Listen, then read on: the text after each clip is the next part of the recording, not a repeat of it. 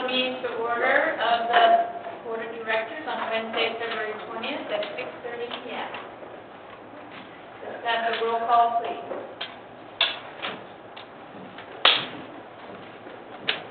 Director Moore? Here. Director Scobie? Here. Director Wilson? Here. Director Morrison? Here. Director Collison? Pitch the call stand for the pledge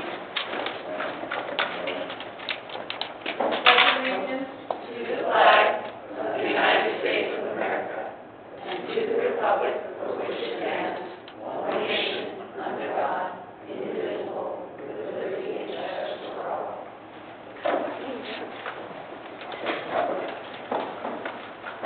Welcome, everybody. Nice to see you. Lovely here. So let's go ahead and start with the adoption of the agenda.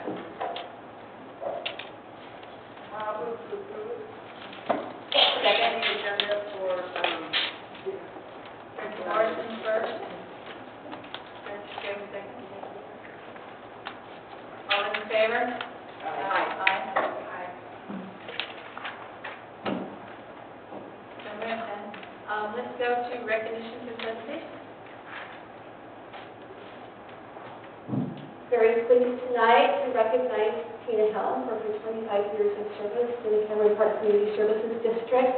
Actually, it's been a little bit longer, but I think it was 25 years ago that Tina became a permanent employee. And, you know, what's so striking nowadays is that there's a lot of people don't have that kind of longevity with an organization. So I think that the relationships that Tina has in the community is really important to the district, and so we're really pleased to celebrate her tonight.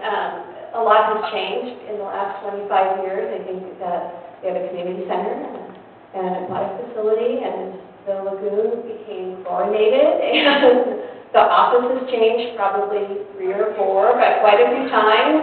A lot of different general managers. So, but anyway, we're pleased to be here tonight with her, and I'm going to turn it over to the board if the board would like to say something, and then we've got you know, a gift for her as well. And when she comes up, we want to get introduced to her game that she has with her. Director, would you like to start? Would you like to make a comment? I'll start. I met Tina back when my kids were very small. I signed them up for basketball and whatever else was going on over here at CSC. And Tina was always there, always helpful, always knew what was going on. It was just fantastic. And to see her here today, my head's swimming 25 years. And I remember going over to the fire station. That's where our office was, that little rec office, and walking up that wooden ramp and going in. It was just, I'm just amazed. And now we're here in our community center, and I think it's fantastic. 25 years is certainly, I've never seen a job in 25 years. Congratulations.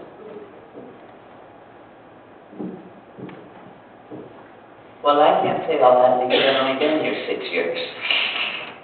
But since I came up here, I see you helping everyone you can help, even when you really don't feel like it. I know it does. But we're appreciative that you're here, and we hope you stay. I won't say another 25 years. That's kind of pushing it. Okay.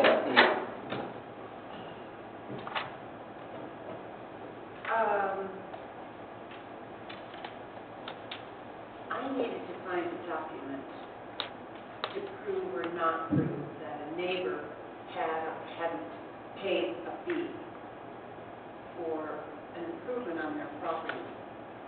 And so it was my first visit to that wonderful temporary behind Station 89. And I think Lyle got hired that day. I mean, he was brand new. I spoke with Tammy. She said, well, if you want that document, it's probably in one of those sheds. And in Rantina, in a pair of shorts, and I'll never forget it, because I worked Parks and Rec, put myself through undergraduate and graduate school. So to see a recreation supervisor in action, in and out. I think you had a bag of balls with you. That was my first recollection of you. And so, congratulations. People do not stay 25 years anywhere anymore. It is an incredible achievement. And the district is just so far better for you having been here and guiding all these children and adults, students and the rest, for all these years. So congratulations, Tina. Lucky to have you.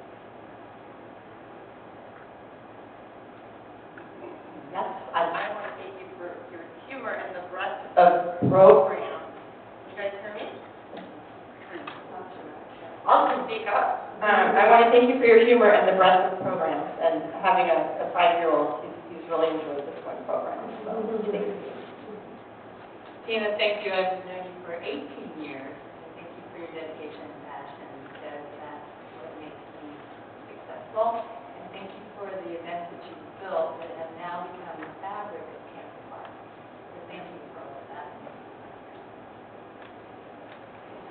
Photo op.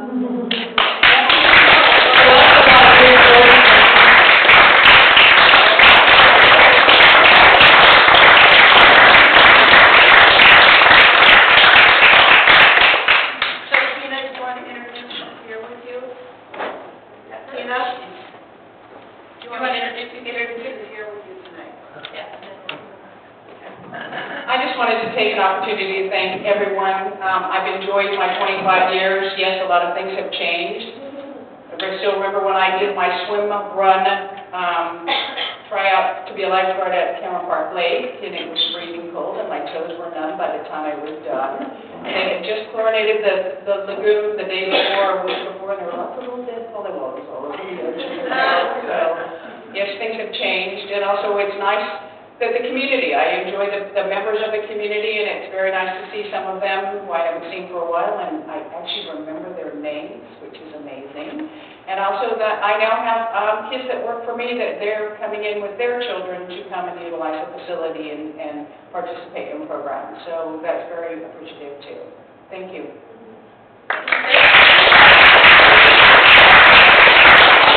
And I would also like to introduce my family. This is my son, Marcus, my mother, Anya, my brother, Dan, my older brother, Gordon, and his girlfriend, Lisa. Mike, come on up, and staff, come on up, and, okay? George, come on up over here. This is from Mike.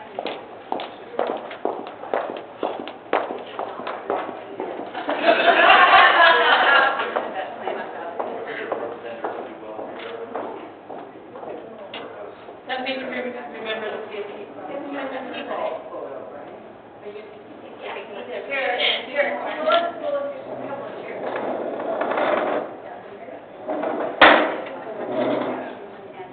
Pull it up, come on. Pull it up. Ellie, come on up here. There we go. Come on, big man. Goes out in the newsletter, right? Thanks. Ready? 1, 2, 3. Say one more, 2, 3.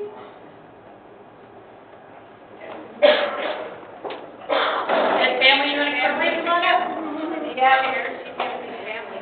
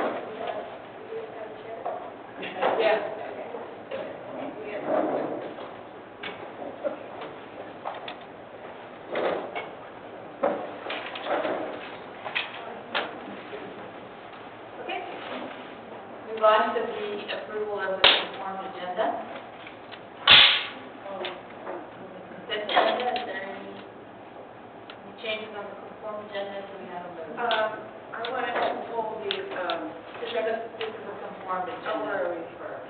Oh, the conform, sorry. So you can, so everything's on the consent calendar, so you can Go ahead and approve. approve everything on the consent calendar. Okay, so it's on January 16th. Right, so I want to pull conform. So typically, you approve everything that's on the consent calendar, which is items 4 through 6. Okay, Yes. okay. Director Morrison, you would like to pull something? Check register, please. That'll be item 5B. Yes.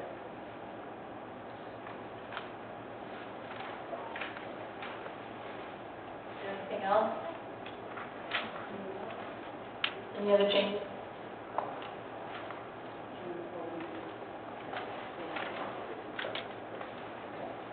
Okay, can I have a motion please for approval with the change with Motion to 5B?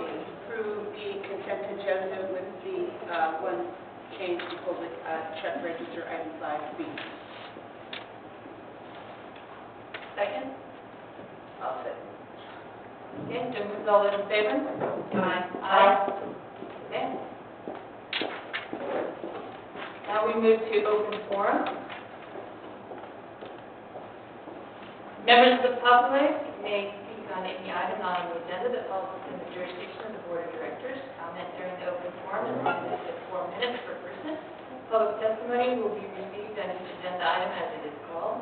Principal party on each side of the issue where applicable is allocated 10 minutes to speak. Individual comments are limited to 4 minutes. Except with the consent of the board, individuals shall be allowed to speak on a item only once. The board reserves the right to waive and said rules by majority vote. For the public information, we are now taking email requests for future notifications of community services completed. We have now opened forum. Anybody like to speak? On any non-agenda item? Okay, seeing none, then we will go on to general business. Item number 7, and we will discuss item 5B.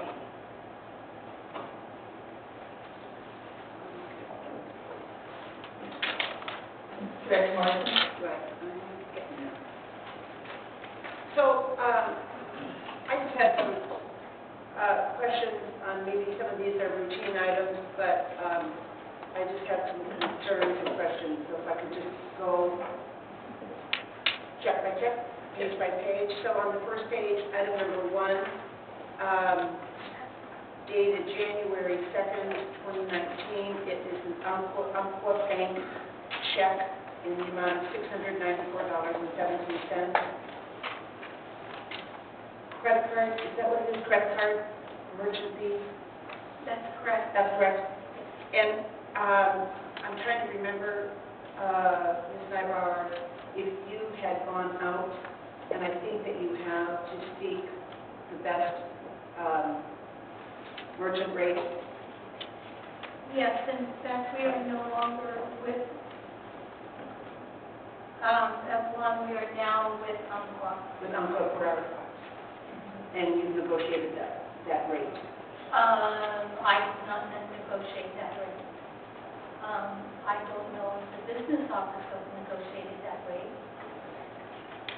So I'd like to bring that forward. I did work in banking, with American Bank for years, and rates are negotiable, and just seeing that, we do so many credit cards now, we have a credit card processor, which I know is just really going to help us so much in that front office. If we could go back to Umpqua and have them take a look at our merchant rates. So when you're saying, Director Morrison, you'd like staff to look at the rate for the Umpqua Right, credit the card, points that we're paying for each transaction. and also bring that back to the board and see if it's negotiable. Yes. To get a better rate. Yep. It's always negotiable. We do business, we've done business with them for years, and we should be able to present a case for a lower rate. Thank you. So, And if then, you have that down, something Yes, to I bring back and forth. yeah. And then on page 4, the very last item, dated January 10th, 2019, the All-Star Rent bill for $321.81 for the rental for our Christmas tree lights. That's probably the second half of the bill, which means we probably paid $650 to put the lights up and take the lights down on the trees. That's correct. So we need to figure that out. We need to get someone to donate that service to us. We need to find a list. One of the automotive companies, you know, in our community, somebody's got to be able to get us a cherry picker or something to help us. That's a lot of money, and we don't generate any revenue from that. And we serve cocoa, and it's a wonderful event, and it looks wonderful, and you can see it from the highway, and it's really been a nice addition to our community, but we can't afford that. That's a question too, because isn't this a chamber and a Yes. partnership with Yep. the Cameron Park Community Foundation? Do they pitch in for any of the expenses for that? No, So So maybe we should we're offer going to take a it. look at that, if you could please. Sorry. So we'll figure it out. There's got to be someone in the community. And then on the next page, page 5, really the second and third item for C&H Motor Parts.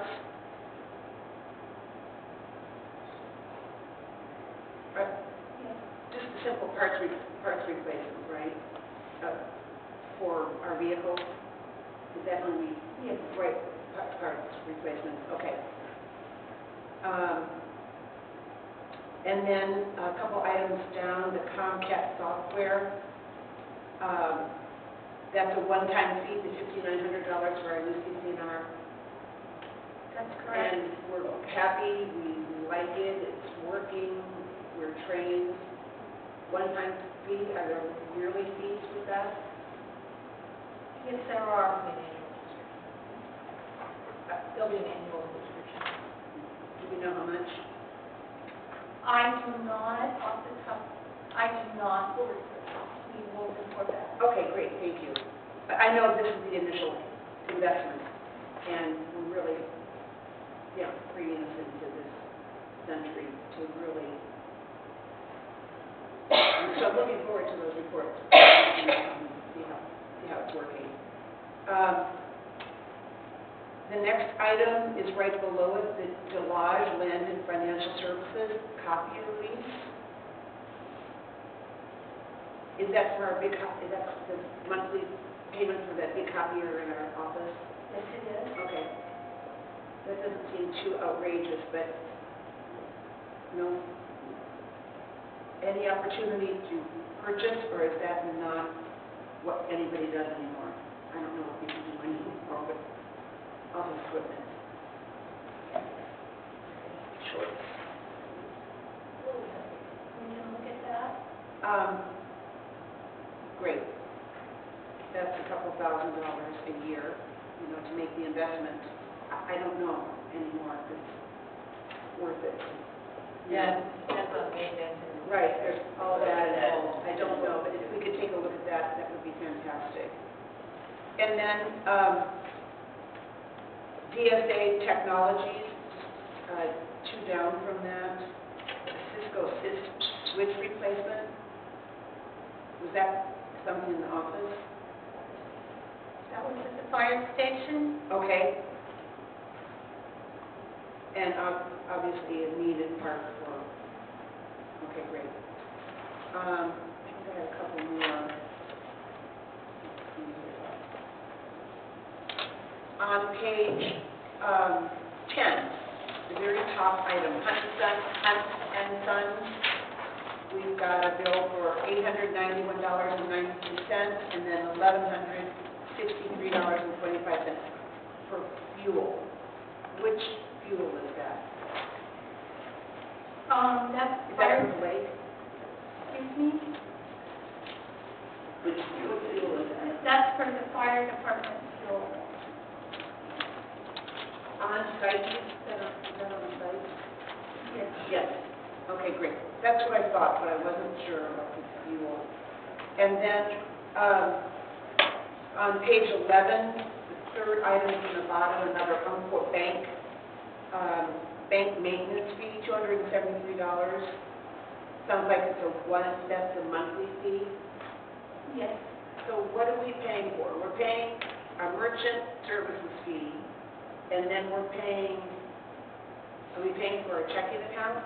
What are we paying for? We'll report back. Thank you. Thank you. Again, those banking fees are all negotiable. I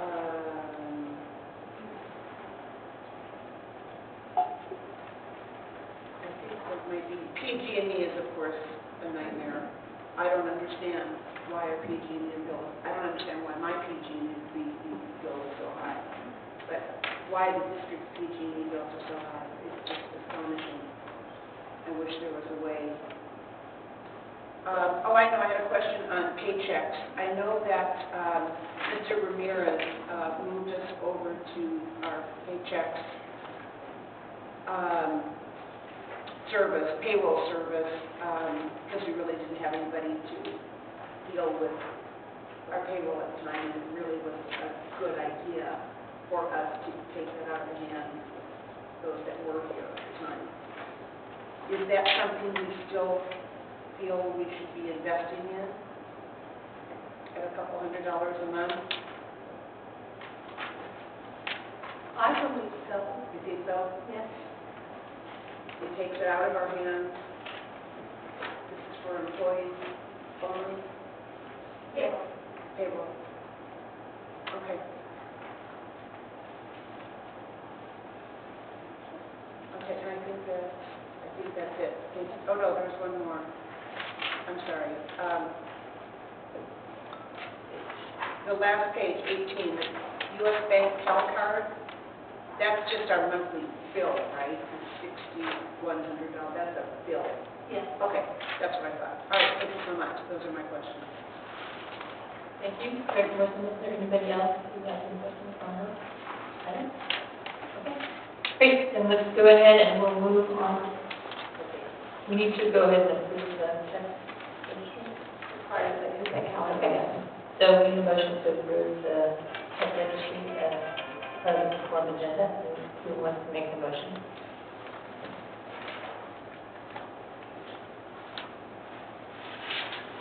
I need a motion to approve the check register. I move to approve the check register. Second? Second that. Okay. All those in favor? All right. Aye. And we'll move on to number 8, and it's the T-ball field at Christmas Hall. So I'm going to introduce Mike Grassley, our park superintendent, who is going to talk about this park. Just to let you know, early last year, after Mike started, he identified this location as a possible replacement location for the Rasmussen field that has been abandoned. So I'm going to let him talk to you a little bit more about it, but we're really pleased to be doing this project in the community. A little background, when I first got here, this was one of the things that was a hot topic, was trying to figure out what we were going to do with the Rasmussen T-ball field. And so I did some park sidewalks with staff, and we noticed this little spot over here at Christmas McCullough that it's unused. It's in the back corner. It seemed like it was a good spot for parking because the school's across the street. People can park on Mary Chase. It was very convenient to, because there was no residential neighborhoods or homes that were right up next to it. It doesn't have any flooding or grading issues. And so we chose the site, and this is what we kind of started with.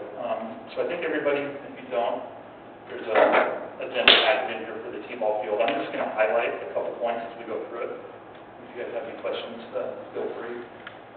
So this project, we did meet with the different user groups, Ponderosa Little League, rugby, soccer, and this all went to the Parks and Rec Committee. And this is kind of what we came up with. T-ball, or Ponderosa Little League was on board. to have the T-ball field relocated over here. We reached out to rugby, and we also reached out to soccer. And you can see on the screen, that's kind of why the home run fence is shaped the way it is. There's not a designated size of an outfield for T-ball, and so one of the things we wanted to do is not interrupt rugby and soccer play. So that's why you kind of see the home run fence. It is going to be a 4-foot, like a mesh material fence that's going to separate the two fields. Like I said, we chose Krista because we thought that the parking was not going to be an issue. It was convenient because there was no grading issues, there was no drainage issues. There was no impact at all to any trees on the property. And there's minimal impact to the irrigation systems, and there's no neighbors that are going to be affected nearby. The other nice part about this site here was it doesn't require any environmental permitting from the county because it falls under the special use permit for Christmas Pull-Off. And so I'm just going to talk a little bit about the layout. So you can see on the screen there, in the middle of that diamond is the pitcher's mound. That's actually going to be centered between first and third base, if that makes any sense. It's too far back right now. There's not a designated pitcher's mound for T-ball as well. So the vision here is to have the diamond be like a skin or a dirt running path for the kids. With all 4 bases, there is going to be like I said, a plastic or a mesh fence around the outside. It's 125 feet in each corner, and it's about 110 in the middle. That's as far back as we can take it. We are going to be utilizing all of the materials that we can from the Rasmussen project and have them relocated over to Christmas Pull-Off. A lot of chain link fencing, the dugouts, that kind of stuff. The only thing we'll really be adding to the site besides the amenities for the baseball field is on the north side of the photo there, behind first base. You can kind of see where it loops around right there. There's a pretty good drainage ditch in there, so we're going to be adding a between 50 and 60-foot chain link fence there to separate kind of the playing surface from any kids or any liability of anyone falling down there. The whole site is irrigated, so there's going to be some really nice grass behind the field for people to sit on. The whole third base line is shaded up until about 2 o'clock in the afternoon. So there's going to be some really natural seating for people. This project will be funded with the use of our park development fees. It's going to be a new amenity that's going to be added to Christmas Pull-Off. The project and scope of work, which I think Vicki has a slide for that one too. This is kind of the vision or estimate of what this project is going to cost the district. I just want to go down. It's fairly straightforward. There it is right there. So a lot of the work is going to be done by the Cameron Park staff. It's, like I said, very simple project. So we'll be constructing a temporary fence that gets put up in the spring for baseball. It's taken down when the season's over. So there's the fence and the poles. We've got the bases that we're going to install. We're going to rent some equipment, cut in the base lanes. We're going to add a little bit of infield mix to give a nice level playing surface around the bases and around home plate. We are going to utilize the Crusader fence to repurpose as much as we can from Rasmussen over to Krista. We are going to add the 50-foot, the 4-foot tall chain link fence to protect people from falling into the drainage area. It's going to be a little bit of irrigation repair, but I expect it to be fairly minimal. That's honestly, it's really all there is to it on the cost of this project. We're estimating a total of about a $12,000 impact to the park development fees for the project. And it's, after talking to Ponderosa Little League, they don't have a T-ball field where the little guys can play in the community. And so I think this is going to go a long ways with, developing baseball players, giving, I think the T-ball range is somewhere between 4 and 6 years old, giving them an opportunity to play on a field that's their size. It's going to be their designated field. And I think it's really cool that we're putting a small home run fence, because I know when I was a kid and I played T-ball, if I saw a home run fence, my eyes just lit up. So I think this is a perfect site for what we're proposing. I think it's very cost effective, and I think that the community will benefit tremendously from it. So those are kind of the highlights that I wanted to hit on. You guys have any questions for me? The director, let's go ahead and ask questions of Mike, and we'll go off the phone. Yeah. I have a couple of questions. Go back to the map that I didn't notice earlier, but I noticed now on the big picture that the jagged edge next to the concrete mow strip, that's going to be a new fence. Is that going to be a new fence? It's going to be a new fence behind first base, right where Nikki's got the mouse right there. Okay, and that's going all the way around the We're going to, mow strip? no, we're going to cut it off about midway. It's going to run about 50 feet long because the ground levels out. I see, so it's not going to be in the back and on this third baseline? No. Okay. Nope. The other question I had was, and it's just to protect the fences to protect from falling in the ditch. Yeah, from kids running down and getting hurt. And then Baseball flying in no man's land. I was able to zoom in on my, on the online board packet, and there's a 3-foot distance between the mow strip and the first base and third base line. Is there, and I'm looking specifically at that first base line, do you think that is that 3 feet considered safe distance for people to walk through there? You know, that was one of the things I actually talked about today that we were kind of concerned about was accessibility from the back of the field to the side to be able to get in and out. So I think that's something we're going to have to work through and possibly encourage, you know, the teams that are playing to have their parents and fans be able to sit behind the baseball field while the other teams that are waiting to play the next game kind of stay out. But if you do look at the foul line there, after talking with Ponderosa Little League, I'd say about 90% of the action is going to be on the infield itself. So I see very minimal play in the outfield at all, but that might be something down the road that we have to address if it is an issue. Yeah, so that people could come in, you know, maybe through a path or something. Exactly, yeah. That would be, okay. And then it shouldn't be too hard to put a path in. No, that's something we agree with.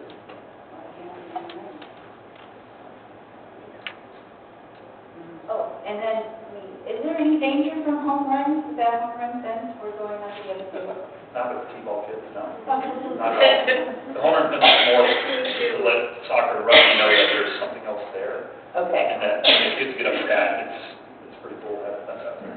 okay, and then, That's true, yeah, they're going right to Little League. and then will we be able to store and reuse that fence year to year? Absolutely, I've used them before, so basically we drive anchors into the ground that are permanent, but they go about 2 inches below the grade.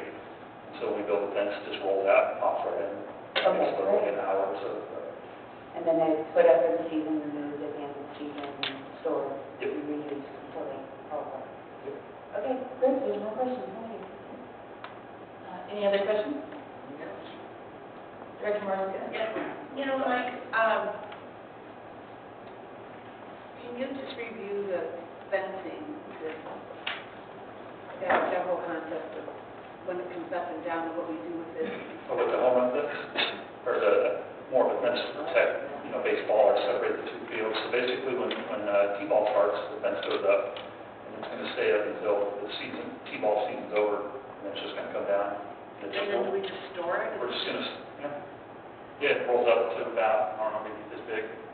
2 guys can just pick it up, throw it in the truck, and So those are going to be the foul line fences? no, it's just the outfield home run fence. Foul lines, Back, yeah, okay, the foul lines are just going to be painted with field paint or chalk, okay. kind of whatever. Little Okay, league we wants are to talking T-ball, but do. Yeah, it's still just for the safety for everyone. oh, absolutely, yeah. I'm excited, this is exciting, we've been working on this for years. So thank you very much to you and staff for bringing this forward. I know this was your idea to kind of scout this thought out for us. We've needed it, it's been a thorn for a long time, so we're very hopeful that the county agrees with the assessment that this is just simply using the field as was agreed upon all those years ago. We're just improving a lot. Director Cross, do you have anything? And Director Wood? Okay. Mike, that's a couple questions. So Director Morrison might have asked, but the chain link fence will be permanent, correct? Yes. Okay. And then this is only going to be used for T-ball. And do you know how many T-ball teams there are and what they're looking at? It's a good question. I know we met with Ponderosa Little League. We did a sidewalk out there, and they explained it as it was their largest or their quickest growing age group for baseball. They didn't have anywhere to put them. So I think that's why the Rasmussen T-ball field kind of started, because there is no T-ball field.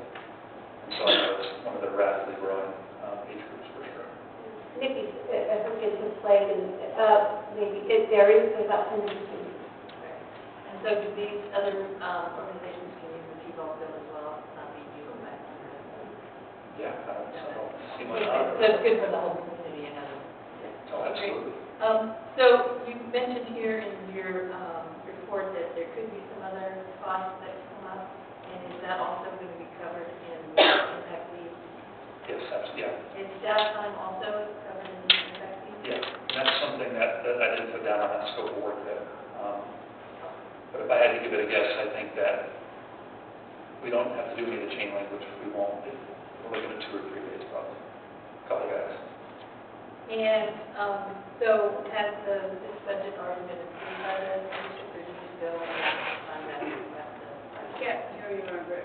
Is this project already been approved by the county, or is this, you basically put the funds in after the project is completed? How does that work? Want me to answer that?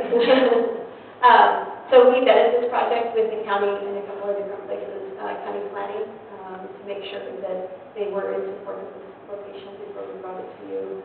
And then also the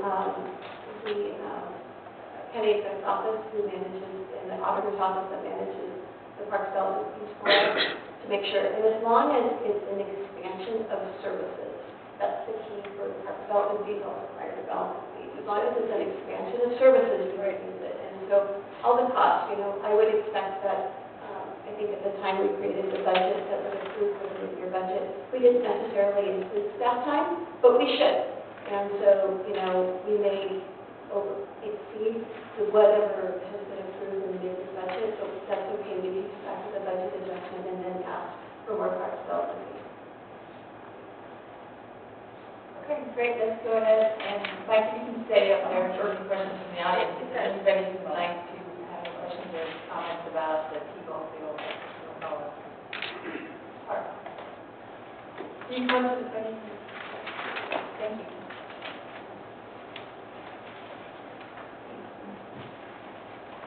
Actually, there's just 2 questions for Mike. Are you planning on moving the bleachers from Rasmussen 2, or is that just going to be kind of like in the way and staying? No, we aren't planning on moving the bleachers if they're salvageable. We haven't really looked at them close enough yet. They're either going to be relocated or removed. Okay. And didn't the Little League pay for the installation of the last field, or did the city? I believe Little League, at least a big portion of it, they put up towards Rasmussen Field. Okay, thanks. Any other comments from the public? Okay, this brings back the discussion to the board. I thought that was interesting when you brought up the staff time was not listed on here, so we are expecting to see an estimate of staff time come back and get approved by park development fees. What we'll do is we'll come back with some actuals. So you'll see it come through the budget or at the accounting process in some manner, what the actuals were on this project, and what we'll get back to park development. That doesn't have to go back to county planning. No. Yeah, let's call for the motion if there's no more discussion. Move to approve resolution number 2019-04, resolution to approve constructing a T-ball field at Kristen McCall Road. Second, first by Director Morrison and second by Director Wooten. All those in favor? Aye. Aye. All those opposed? And motion carries. Okay, great. Thank you, Mike. It'll be exciting for Cameron Park to have a new T-ball. Very exciting. Very exciting. Our next step is to take it up to the county and pass it off to county planning staff for final approval. And so if we run into any hiccups or when we are successful, we will let everybody know that that happens. Great. Great. It's fun to watch the work. Yes. Okay, let's go to item number 9, the first reading of proposed ordinance 2019-03.20 to restrict outdoor residential burning. Sorry, I'm a little clumsy this evening. No, I got it. Can I just ask a question on the process?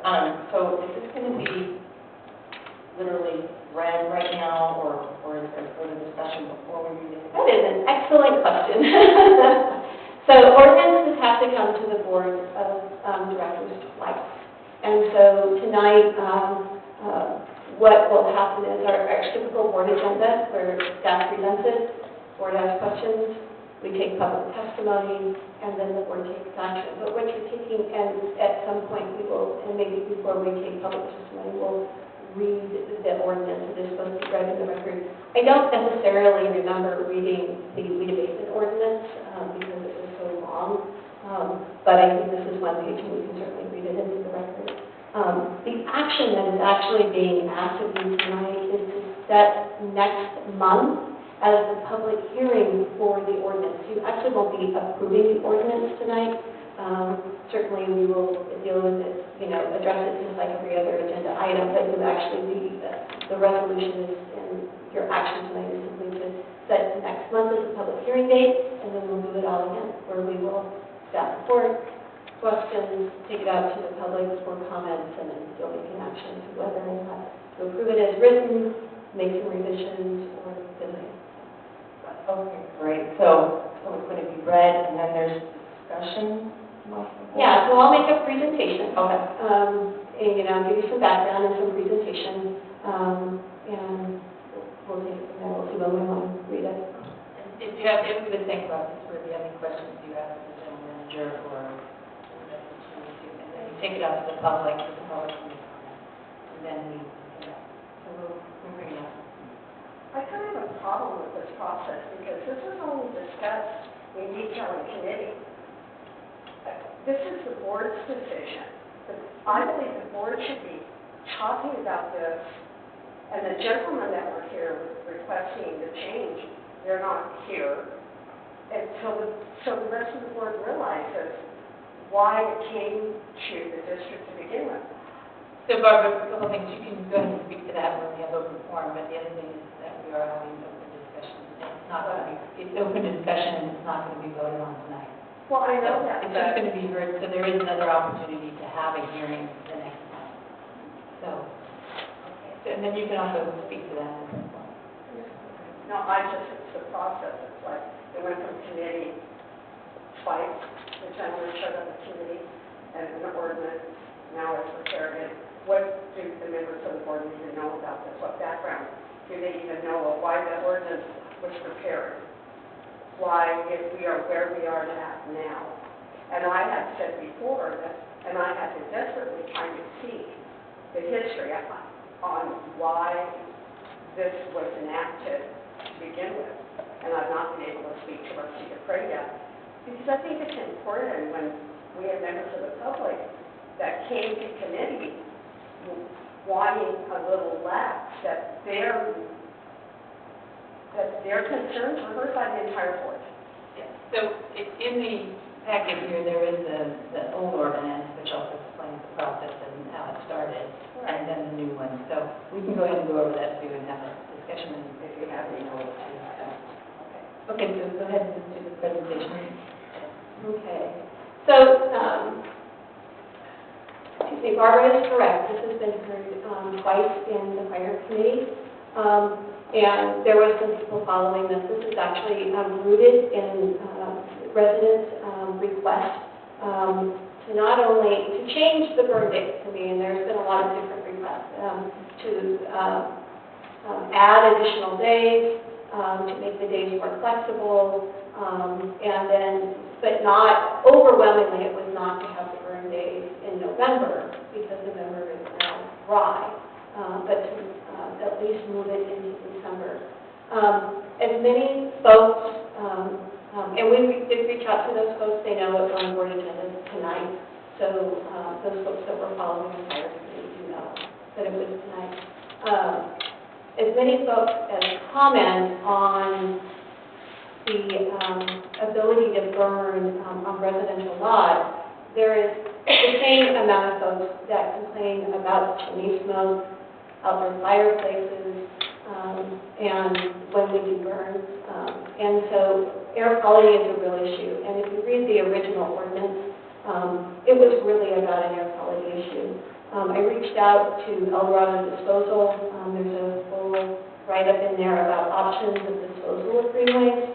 They have a very robust program. We can actually add to that program if we want to, as far as getting a green waste dumpster here, and things like that. So there's some low-cost, no-cost alternatives for disposal of green waste. So for me, in understanding not only the folks that were advocating for additional days to burn, but also hearing from the folks that were concerned about that, and we had some correspondence that came into the fire committee from Gerald Wilpot about, folks with breathing issues and how that will impact those. The recommendation that is coming forward to the board tonight is to have a public hearing next week, and the staff recommendation is to simply take the November burn days and those, instead of having it the first 2 weeks of November, to have it to be the first 2 weeks of December. I think that actually this was heard 3 times. Wasn't there a special meeting that was I think you're right. I think it was 3 times, because Yes, we met Director Marshall? on Wednesday, January 23rd. We had a second fire emergency service committee meeting to discuss this. And the gentleman who brought this forward was And the last fire committee meeting, he was in attendance too, and discussed the different options as well. And he had actually did a really nice job, and I really appreciate him and what he did, because he came through with some ideas on what could be moved forward. And one of it was to expand burn days, and the other one was to move it to December. So all those issues were addressed and discussed, and when I started the meeting, I was in, and I was doing the same thing with the other two. And this is what the decision was made to move it to December. just a recommendation out of committee.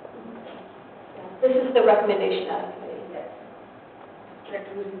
I just wonder, when you're not at that meeting, how you upgraded the fact that it's approved there.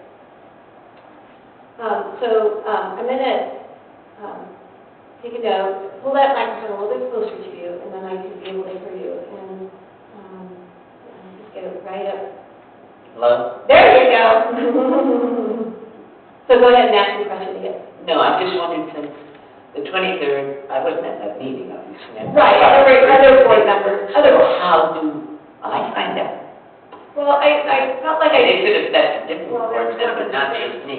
When I gave my comments as the last day as president, that was one of my comments, was that when we have the opportunity to talk about what happened in our committees, that it's our responsibility as the committee chair to really fill in the board as to what happened in the committee, and to give a heads up as to what's coming out, and the general manager then prepares the packet appropriately, so that you're aware of what's going on, of what the outcome of the committee actions are. And I think that this is a good packet that was in there to explain what happened and why it's recommended out of the committee. And Director Wooten, to that extent, it's the same thing with the T-ball. This is the first time that I've seen the T-ball. Well, this is where we have discussion. In this case, if we don't want to move it to a hearing because we want it to be different, we can at that point. If we look at this, discuss it, and say, okay, we don't want to do it this way, we don't have to. We don't move it to the next phase. And I'd like to add that I really appreciate getting recordings of the committee meetings that I don't get to attend. I get a CD, thank you, Nikki, and listen to it. Yep, you can request a CD from the office of the meetings that you don't attend for various reasons, and they're long, but not like a movie. It's not always exciting, but I learn a lot from listening to the nuances of those meetings, so that I feel like I'm a little bit better prepared when I come here. So let's go ahead and go back to any questions that the directors have on this ordinance. Go ahead, Director Carlson. Yeah, this is why I'm not sure when the time is to bring this up, but even though I did recommend to move this ordinance forward as we see it in our finders, having learned at the last fire committee meeting that residents need to check with AQMD prior to a burn, I did a little bit more research, so I actually am going to want to change what I want to recommend. So I'm just wondering when the appropriate time is to bring that up, what further information I found that I would like to share. So does that call for questions? Then we'll go out to the public and then come back and have a discussion. So any questions for this, anybody at this point? Any of the directors have any questions on the board? Sorry, time for the public. Yes. So then now we will take it to the public and So my issue is the process, and I think I don't like this process, okay? You can't expect your board to approve something that they don't know anything about. I do not like the committees. I would like to see the committees done away with, basically, because I don't like seeing important issues being discussed in committee and people saying, okay, now we're going to move it on to the board. I don't think that's the way it should work. That's my opinion. As far as the burning goes, I can fully understand why this was enacted, but when you first read this ordinance, it clearly states that this is when Cameron Park went to mandatory garbage pickup and unlimited green waste pickup. And that no longer is the case in this community. We don't have the green waste at 89 anymore, and you can put green waste out. However, you have to pay after a certain amount. So I'm also of the mindset, even though I know we're in a populous area, and from the fire end of it, that when fire season is over, this is the time that the fire departments want the people to burn their stuff and reduce the risk of the fuels on their property.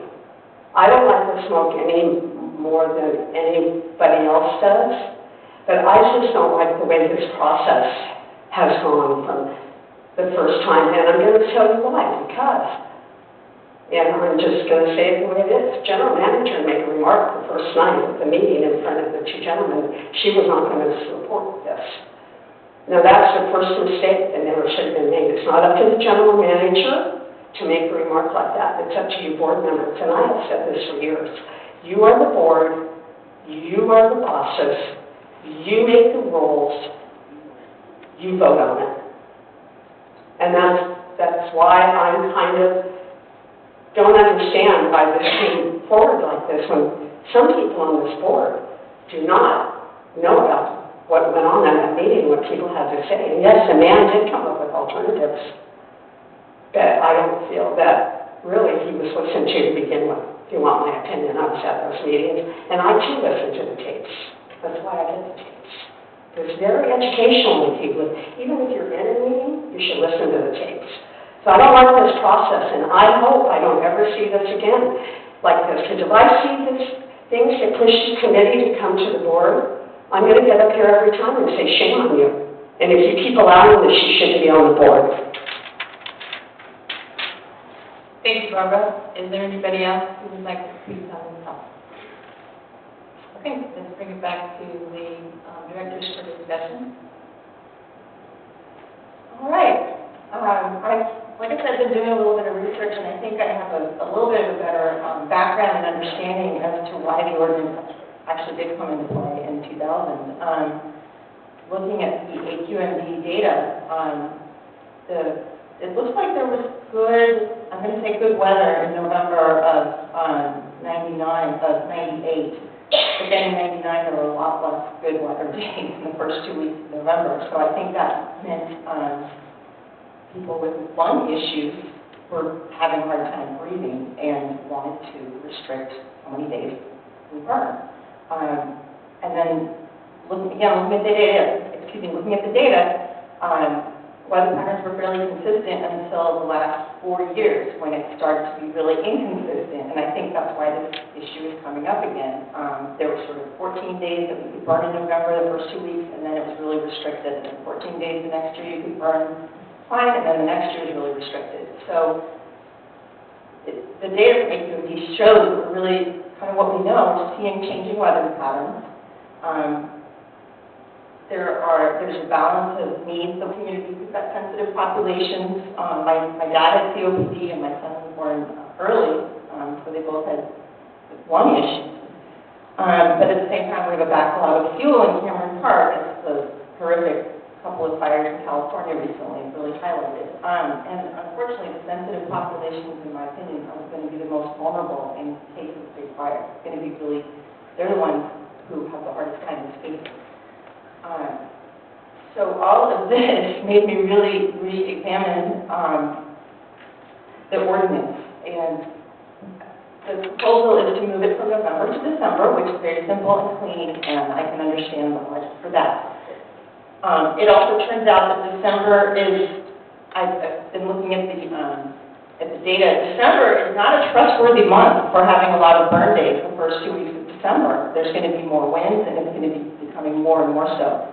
So I actually strongly feel that this ordinance should be 2 weeks in November, 2 weeks in December, and the 2 weeks in April.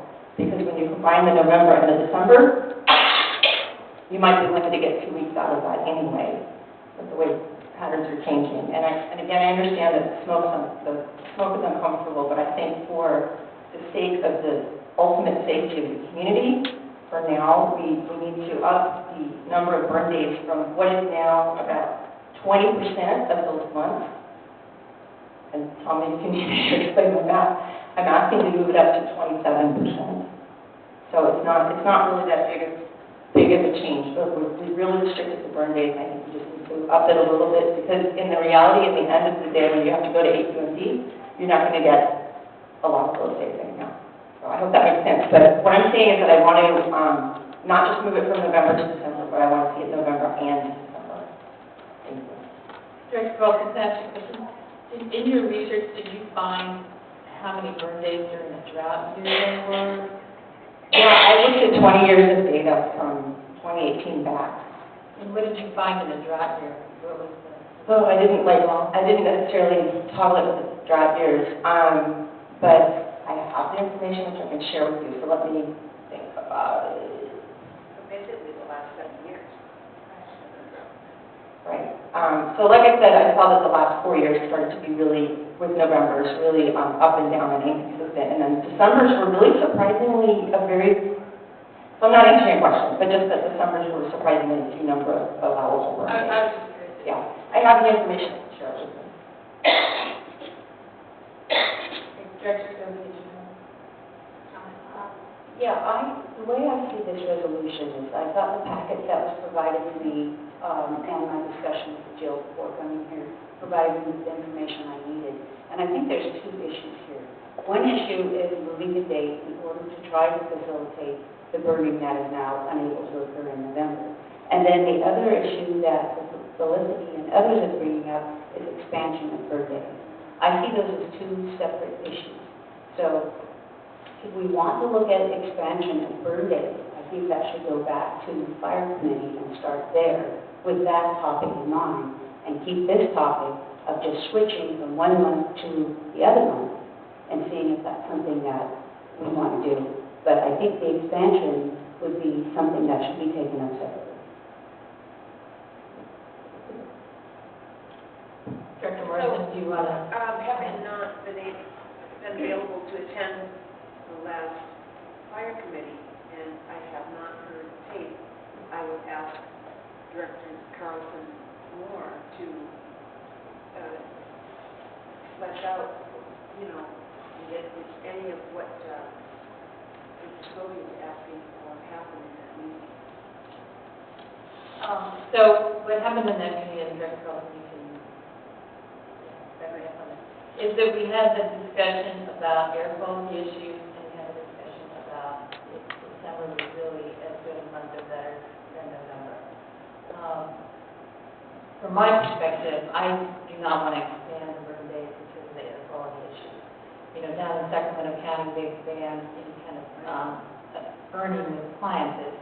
That, I feel, would probably be the next step for our county if the air quality issues continue to get worse, than banning those things in fire. All would be will happen. Because it's the drought. Because, that's just, the wetter years are not as prevalent as the drought years. So that was discussed, within all of us. And then we discussed with the community partner what his options were, and he said that he would absolutely be satisfied with December. Of course, he'd like to have a mandate. The fire department also said, of course, for fuel reduction, they would like to have more burning because more people can obviously then reduce fuel. But in the end, during that committee meeting, we determined that December was the best way to go instead of expanding. Because I think you're right, Director Scoggin. If we were to go and talk about expanding burn days, I think we need to go to the El Dorado County Air Quality District to talk to them about how they determine when you can burn and those kind of things and get some more data. I'd like to answer your question, Director Morrison.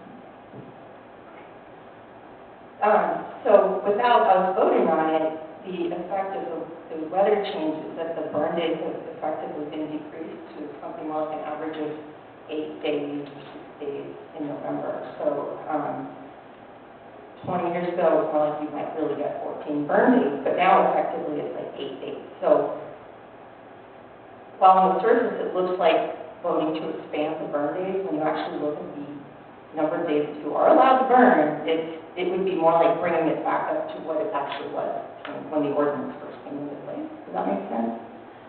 Yes, if the weren't burn days allowed, but if there is all 14 days of burn days allowed, then you actually have 20 days. Right. So that would expand. So you're asking to possibly expand to an additional month rather than moving from November to December, but because of the climate change and the weather changes in the drought years. Why would you agree, We need you to speak in your microphone. would you agree to keeping it as it is, or do you think December is necessary? So, I think December is necessary. so again, after looking at the AQMD data after the last meeting, I realized that the effective actual number of burn days is really much less than was originally allowed in the ordinance. On paper, it looks the same, but, and I understand what Margaret's saying too, but I would personally, I feel very strongly actually that we should have an additional 2 weeks because of the fact that both November and December, chances are there's going to be not very many burn days, and we have a backlog of fuel. So I think we've had the November date, was it 2000, I think, is that the date?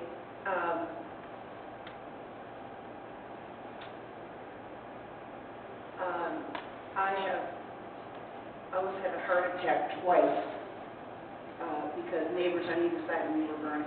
I'm sorry, it is absolutely terrifying to me. So I am not in favor of expanding the burn days. And I think we need to talk about the additional services. I know that we talked in the committee meeting about how fire possibly reopening some of these, the bins that were closed down because people were being idiots and dumping garbage as opposed to green waste. If we can work with Waste Connections to have more bins around town for excessive green waste. And I think Waste Connections has really stepped up to the plate as our partner in having the additional green waste pickup. I know I really take advantage of it. I'm not going to burn. I've got a wooden house. And I've just been terrified when my neighbors have burned. I'm sorry, it's just terrifying. And I understand acre and less than an acre. And Don't you feel December would be better than November? yeah, I don't have a problem with December. I would also not be in favor of expanding burn days. I just feel like there could possibly be a drought, and that have to be more learning. I do agree with Director Morrison, we should look at additional services and set that up with management. I think that's a terrific idea. Makes it easy for people to, and especially if we're going to do a blue pavement for improved lots, people are going to have to really manage their way much better. I'm one of those, so. That's a perfect point. We're asking people to abate their properties. We are making people more aware of it. The general manager is talking about this on every single monthly article that she's writing. We have our CAL FIRE partners. We have a fire state council that's being created. We are hiring more staff in our weed abatement team. I think we need to manage our problem as effectively as possible. So I have talked to Eldorado proposal. I think that having the green waste dumpster at the fire station is kind of problematic, and so that's why it was pulled. But we can work with them for some strategic locations, so maybe Karen Park Place, they might be able to close it at night. That would be good. Also, I think that Eldorado disposal is looking at a new recycling center, and if that comes about, they said that they could do green waste at that site. So those are great. Those seem to be low-hanging fruit with Eldorado disposal. So, Rick, is there any more discussion, and what is the will of the board? Do we have a motion to read the ordinance and to carry it on to the next month's SA hearing?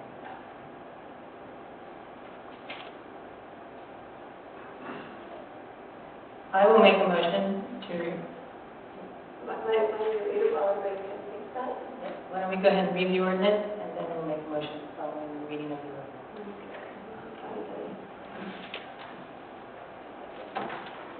Okay. This is proposed ordinance 2019.03.20 of the Board of Directors of the Cameron Park Community Services District, March 20th, 2019. Ordinance to restrict outdoor residential burning within the boundaries of Cameron Park Community Services District. The Board of Directors of the Cameron Park Community Services District hereby ordains as follows. Whereas, in March of 1999, the mandatory refuge collection program began in Cameron Park, allowing for the unlimited refuge collection for residents inclusive of green waste. And whereas, on November 16, 2000, the Cameron Park Community Services District Board of Directors approved Ordinance 2000-01, restricting outdoor burning on residential lots to the first 2 weeks in April and the first 2 weeks of November. Whereas Ordinance number 2000-01 was approved by the District Board of Directors to help promote better air quality in the community. And whereas since 1999, the Eldorado Disposal, also known as Waste Connections, has expanded its green waste collection program to include several low and no-cost green waste collection services. And whereas outdoor burning in November has become problematic for 2 reasons: burning restrictions due to poor air quality as a result of wildland fires in Northern California, and drier fall season. And now, therefore, be it set forth that the Board of Directors of the Cameron Park Community Services District prohibits residential outdoor burning on residential parcels less than 1 acre in size within the boundaries of the Cameron Park Community Services District, except for the first 2 weeks in April and the first 2 weeks in December within the regular guidelines for permits and permissive burn days. Passed and adopted by the Board of Directors, Cameron Park Community Services District at the regularly scheduled meeting, proposed to be 20th day of February 2019. So I'll make a motion to accept the ordinance 2019.03.20. Ordinance to restrict outdoor residential burning within the boundaries of Cameron Park Community Service District. So the recommended action, just to be clear, is to receive, discuss, and provide the first reading, which we have done. And then the second recommended action is to schedule the second reading of the ordinance and adoption for the March 20th, 2019 Board of Directors meeting. So I amend it to schedule the second reading of the ordinance and adoption for the March 20th, 2019 Board of Directors. Do I have a second? So let me ask you a question, and then we will discuss taking it back to committee. They won't look back in committee, so what we'll do is, Staff will come back with, yeah, because this is an ordinance, there are some special things that we have to do, and it Right. includes publicizing it in the newspaper, and then posting it out there, the full ordinance is posted out in our lobby. So you're actually not approving the ordinance tonight, you're proposing that we're going to set a public hearing for next month, For this same board. at the regular board meeting. at the regular board meeting. And staff will come back with possibly come back with some information from. Yeah, if there's additional information. Which selection. Yeah, okay, yeah, and if there's any questions that come up in the meantime, when I'm here, I think I've got a gentleman who has called me today about wanting, to know about this, and so I'll call him back. Yes. So, anyway, yeah, we're setting the hearing, and we'll kind of do the same thing again, Yes. but instead of setting a hearing date, we will actually be considering the ordinance. And at that point, it would be approved or not. Budgeted or whatever. So, we need a forum, we need a second. I need a second. A second. Okay, Director Morrison, second. All those in favor of this motion? Aye. All those not in favor? Nope. And Director Wooten, are you abstaining or did you? You said aye. That's 4-1. That's to move. To move it to next month and have a hearing. And for the staff to bring back information about waste disposal. Okay, thank you. Just, directors, thank you for that very good discussion. And thank you, Director Carlson, for bringing in some more data. And I think that's also good way to move forward with this ordinance to hear what's going on for the next session in March. Okay, let's move on to item number 10, approve resolution 2019-02 for sole source purchase of fire engines. So, we're very excited to be proposing a specific fire truck for acquisition. In the mid-year budget adjustments, the board did approve an allocation of money to acquire a new fire engine.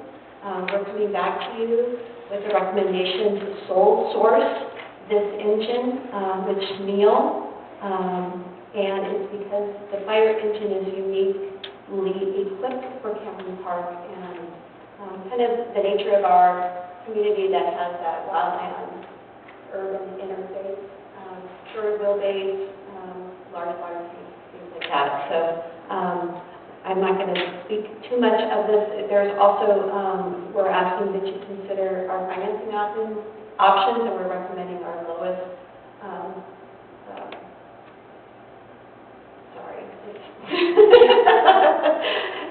our financing option, our best deal, we're recommending our best deal, which is on probate. So, and Sherry is here with Chief Jed Gaines, gosh, I just lost it tonight. Chief Jed Gaines has done a lot of the legwork on it.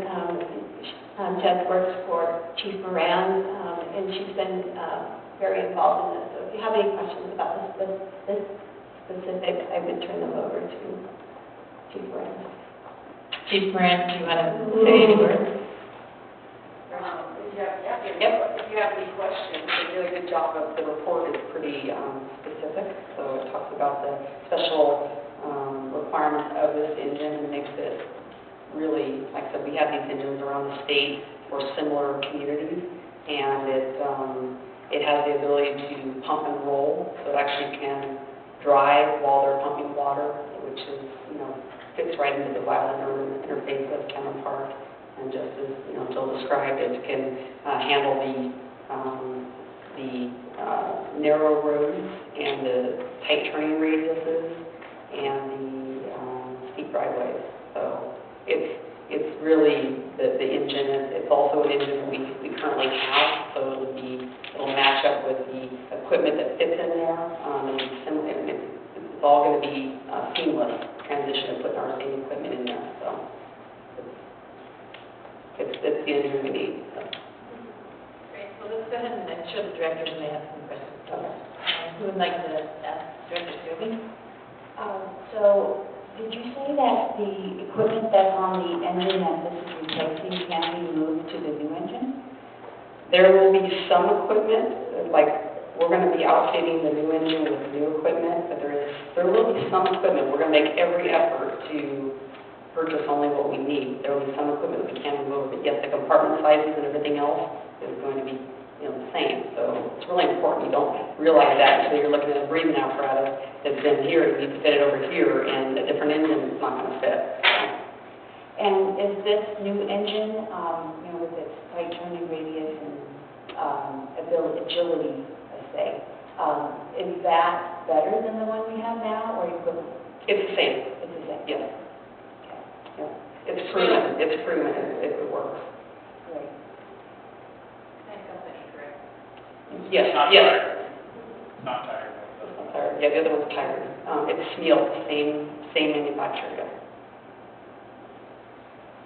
Director Wooten? No. Director Morrison? Can't wait, very excited. Director Crowe? Won't have to, so they're not gonna take you for a ride. So I have Chief Morantz, I have a couple questions. The other engines are, the one we're retiring is 13 years old, is that the, Yes. one, okay.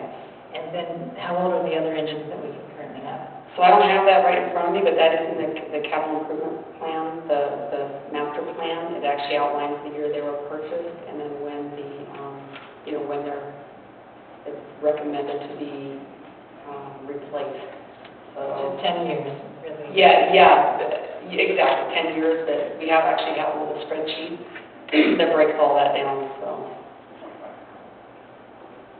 Yeah, we do have a type 3 that's 25 years old. 25 months? That'll be our next one. That's going to be our next goal. So because the type 3 is different than Well, the older engines are the ones that we're renting out and bringing in, and so it's due to be replaced because the CAL FIRE fleet, that same engine, we're replacing them all because of some issues that we've made the necessary replacements on this engine or repairs to keep it safe, but it needs to be replaced next. It's old. So one of the conversations, and I don't think you were in the last fire committee with Chief Gaines, was that the cost of this fire engine is lower than a lot of the other costs of the fire engines that have been purchased. Can you talk a little bit more about that? So I think he gave you an example of what Eldorado Hills and Eldorado County purchased, the other engines that they purchased, I believe he did. Is that what you're referring to? He did talk a little bit about it, but I didn't know if you... Yes. So you can order an engine any which way, and there are some engines that just cost more, and there's extra things you can add on there. And we have spec'd out the most efficient engine that's going to get us what we need, but we're not putting any bells and whistles on it. It's not, there to look pretty, it's there to do the job. And but there are other engines that are similar that they cost more because there are only so many manufacturers out there, and they know that fire departments have to purchase these engines. And so they don't, like Smeel doesn't just farm out their engines to all these companies or stores. They build a contract with a fire department, and they're like, what do you want? And you order it how you want it. And there's no other options. So this engine is the best bang for our buck. This is what we need, and it's the best deal.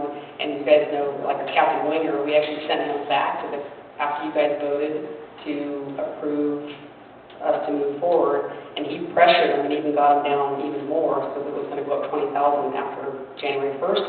And this includes 3 trips because our employees have to go back and inspect it 3 times, and this company pays for those trips to do those inspections. And also they deliver it, from back east. So that's all inclusive, and he bartered them down pretty good, and even the interest rate is 3.49, so pretty good. Great, and I do have a question on the interest rate. It's 7 years. Is that typical financing, or could we go to 10, knowing that these engines are reliable and will go at least 10 years? They only offered, and it's pretty consistent that these financing companies are offering a 5 and a 7, they'll even, I think, even do a 3, but 5 and 7, 7's pushing it out. I haven't seen any more than that. I mean, if you want to explore that, the interest rate's going to go up. And it's going to cost more in the long run. Yeah, no, I don't. I didn't think they probably did offer anything over I don't know, 7. I haven't seen any, but, I think then the last question I have is on the actual, Down payment, which we do have in our budget. And so there's numbers on here that says 227,077, but our down payment, I think, in our budget is 97. Can you speak to that? I'll let Vicki speak to that, because she and I talked about that. Can you speak to that? She and I were trying to reconcile this with our mid-year budget, and we were also purchasing pickup trucks and things like that, and also there was equipment costs in there, so I'm not sure if we pieced that together or not, to be really honest. I'm not exactly sure what the question is. Margaret, can you read?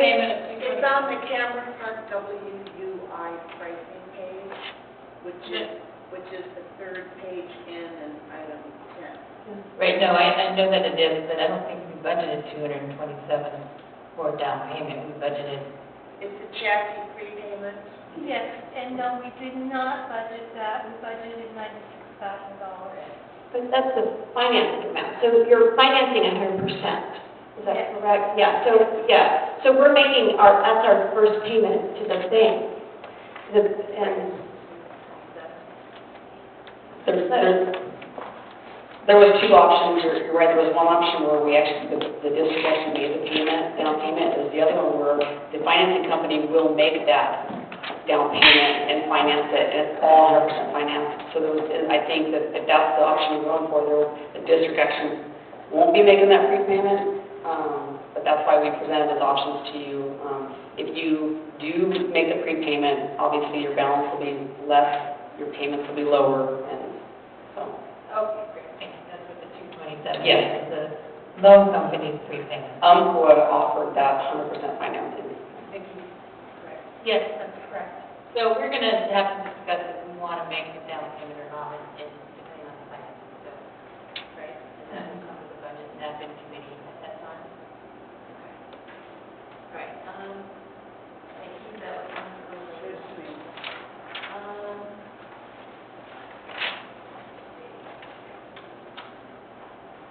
So on the terms and conditions, it says here that the lease shall be considered a municipal lease purchase and qualifies for tax exempt status.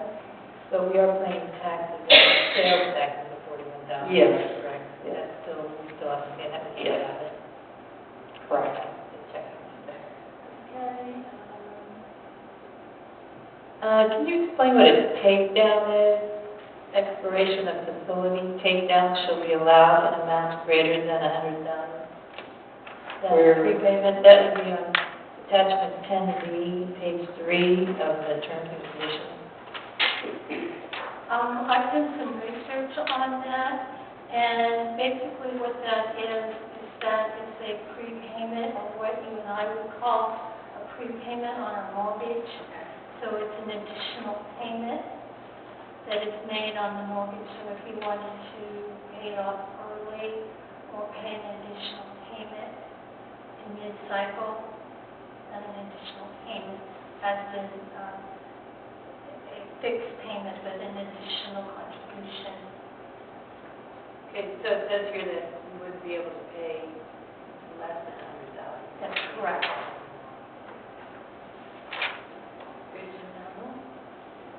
And security deposit, do you pay that, or does the lender pay that? We pay that, and it's refundable. Withdrawn. Yes, all the terms of that. Okay, so, depending on if we make a down payment or not, basically we're looking at $100,000 a year for 7 years. Yes. Okay, directors, we're looking at $100,000 a year for 7 years. I think those are all my questions. Thank you. I just had a few more to clarify. So the engine and equipment is a total of 613. Is that correct? No, just the engine. This is just the engine. And the plan would be to purchase the equipment in the next fiscal year. We would start purchasing probably in July, because this engine's going to take a while to build. It'll be, in the next fiscal year. that we estimated about 50,000, correct? No, it's 136 or something. But, so, like I said, we budget for it. Anything we can save on, if there's stuff on the engine that we don't need to purchase, and you guys know this, we're not gonna purchase it. So that's gonna be our high end, and then we'll try and cut that down as much as possible. Okay, I asked that because it says on the pricing, equipment mounting and radio installation, which is only 11,000, it's not. And so that's what led me to ask the question if it included equipment. There's specific equipment in the engine with the radio installation. Actually, when Chief Gaines was, and Captain Wayne were looking at this, it's gonna be cheaper to have the company do this, the radio installation, and versus send it out to a radio facility and have them do it. So that they offered this at a discounted price. Wait, and then the radios, Yeah. they install them for Yes, us. great. That's included in the cost. That's Or- part of that, yeah, 11,000, yeah. Okay, so the cost of the radios are not in here, just the cost for them to install.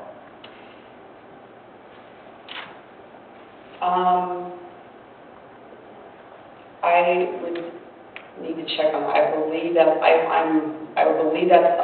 we would probably, I don't know if there's anything, our radios, I don't know if that's really, I think we bought them because knowing Captain Langer and Chief Gaines, they would have added this into the cost if we had the first one, they'd be on here. So I'm going to say this is just for the installation. Okay, and then, so the financing here, you know, I also asked that question about the down payment. So the down payment is actually coming from Quad Bank, correct? So it's 100% finance, and they're just making a $200,000 payment up front, and then we have 7 years of value. So the first payment would be, I think, like a year out, I believe, because they'll make the down payment. So it's going to be a year before that first payment is due. Is the budget and admin when this first came through, did they consider just paying for it out of the reserve fund? Yes and no.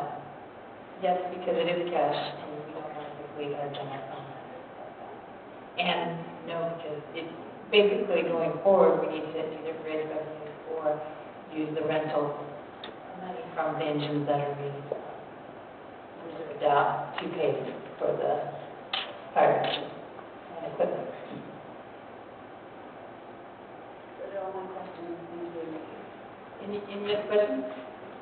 Okay, so what's the will of the board, if you would like to make a motion? Anybody in the public would like to speak on this issue? Okay, seeing none, then we will take it back to the board in the other discussion about the fire engine. Make a motion. I'll second. I'd like to make the motion to approve Resolution 2019-02, which is a resolution to approve the purchase of Fire Engine 88 and grant the general manager authority to approve all necessary lease and purchase documents. Do I have a second? I'll second. All those in favor? Opposed? 5-0 vote. You got your engine.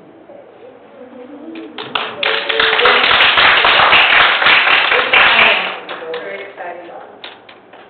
Thank you for the very thorough report and the conversation, because that's very helpful to all people. Thank you for this, all achieved. A lot of work on both sides, I know, to get this negotiated deal. So great work, thank you very much.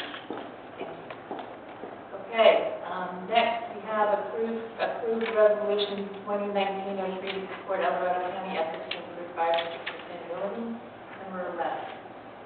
This is also an issue, item that came up through the fire committee, Fire Emergency Services Committee, through the staff recommendation supported. And Chief Lundgren spoke to this last month for you. The county is taking steps to coordinate conversations with the local fire agencies in El Dorado County to see if there are some cost-saving measures, efficiencies, ability to raise additional revenue to to help the network of fire districts in the county. There are a few rural fire districts that are struggling, and we have a very robust mutual aid agreement amongst all the fire districts here, and it's important to Cameron Park to be included in these conversations for a couple of reasons. One, we rely on our neighbors. If we have a big event, or if they're the closest engine to an event that is occurring, they will be dispatched there. So that's part of the mutual aid agreement. The other reason why it's important to be a part of this conversation is that we want to preserve our level of service in Cameron Park. I mean, we are healthy, compared to other fire districts, but that's not to say that we couldn't use some help. And so I think that to be engaged is important because it can go both ways. We might have some deficiencies, but also we want to protect fire services in our community. So I stumbled so greatly, and I can tell I'm already starting to stumble. It's been a long day. I'll turn it over to Chief Lundgren, obviously, is well versed in this and can answer questions, and we can take it out to the public. Yeah, and I just want to make a statement too, because I think Chief Lundgren will be our representative from CAL FIRE on this committee. He's the one who will be speaking because of the contract that we have with them.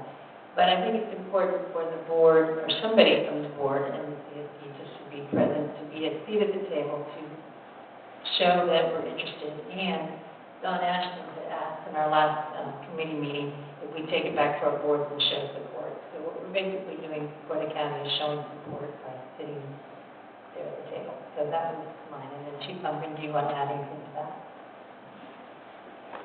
Or take questions? Yeah, no, I think Jill summed it up pretty well, and so did Margaret. It's nice that the county is taking some leadership in trying to look at the overall sustainability of the fire districts within El Dorado County.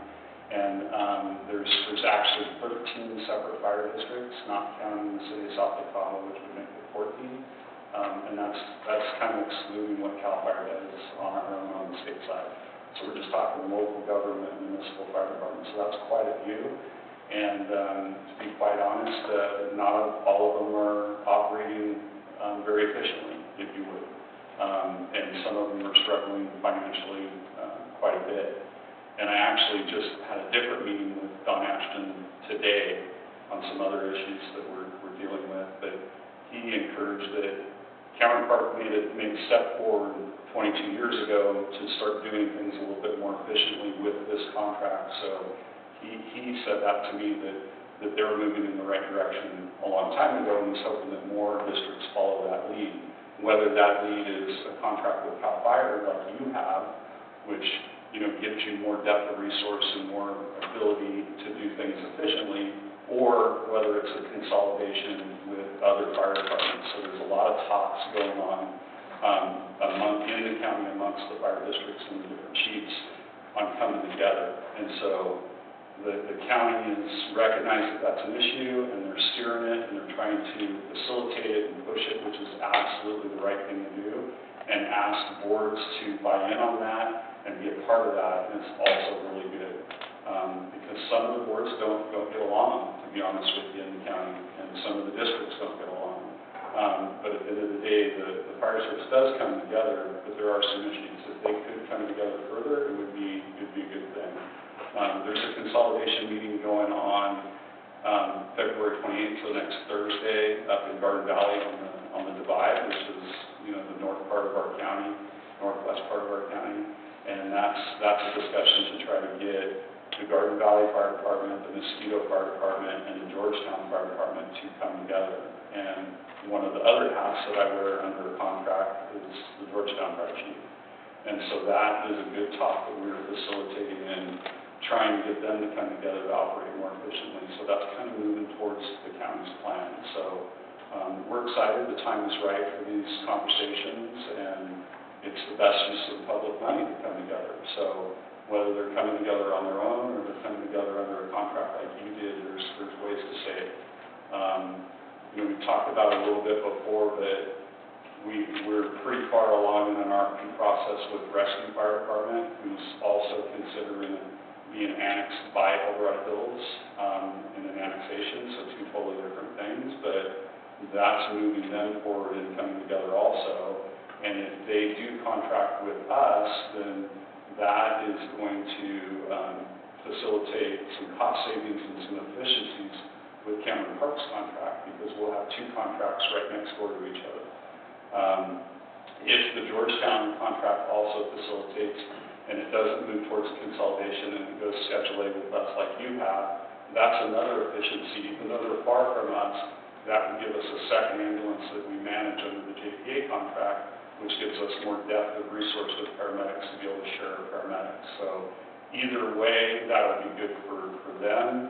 What Georgetown does could benefit you or it could not. And so it's good to see them moving in that direction, and I think it's the right thing right now. So the other option that some of these departments have is hiring a fire chief and keep doing what they're doing individually, which is not anything that publicly I'm supporting, nor is the county supporting publicly. And Rescue, at their last board meeting last Wednesday night, made the decision that they're not going to move forward with hiring a fire chief, but they are going to move forward with exploring the option of annexation by Eldorado Hills, consolidation with Diamond Springs, or contract with Cal Fire.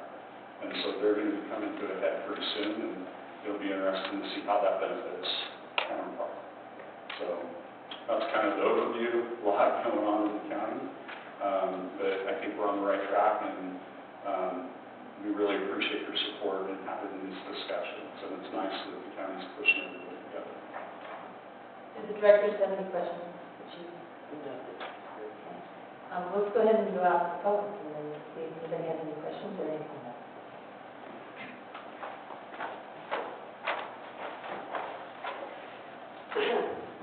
I fully support what the county is doing with the fire departments. As you all know, I retired from Eldorado County Fire, the first consolidated fire district in the county.